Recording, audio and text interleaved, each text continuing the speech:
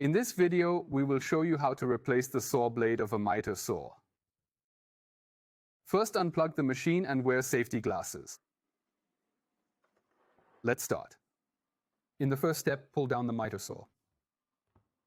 Press the locking pin in so that the saw is locked in this position. Take an Allen key. Loosen the fastening screw. To do this, hold down the saw spindle lock and turn the saw blade until it clicks in. Loosen the screw now. Take out the locking pin.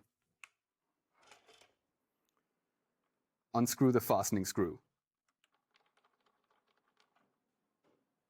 Remove the flange. Now you need to flip up the saw blade guard and hold it securely. Pull off the saw blade and take it out. Check the rotation direction of the new blade. When inserting the saw blade, pay attention to these two ribs located inside the saw blade guard. Flip the guard back up and hold it in place. Set the saw blade in place at the bottom. Push it upwards between the ribs. Insert the blade. Reattach the flange correctly with the curve facing outward. Tighten the screw. Remember the left-hand thread.